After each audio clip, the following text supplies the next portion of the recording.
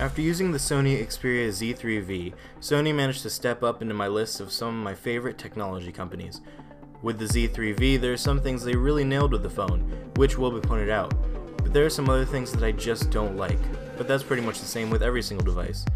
It's Andrew with iTechTriad, and today I'm going to be reviewing the Sony Xperia Z3v.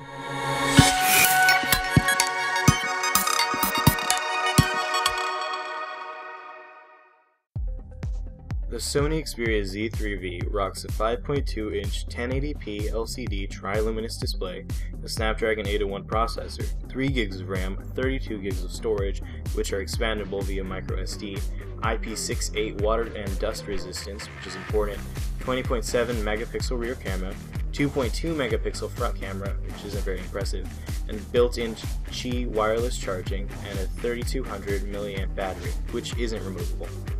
While using the Z3v for a good amount of time, some of the things I came across that were really cool were the water resistance, the battery life, and the speakers, oddly enough. The waterproof feature isn't something we all need, but it's something we can come to appreciate. And there's no downside to it either, as long as you keep all the ports covered. Leave one of those open and get it wet and you're going to run into some trouble.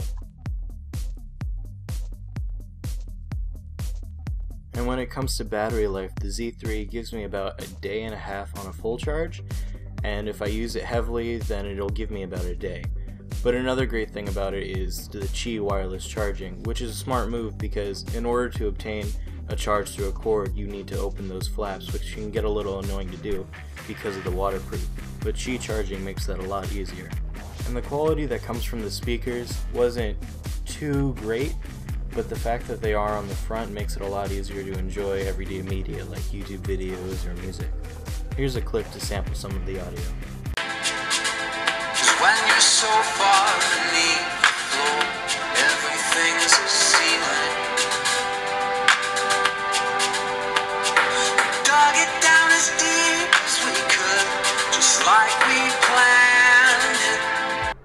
A couple of the things I didn't like about this phone were few and far between the way the phone felt and the camera.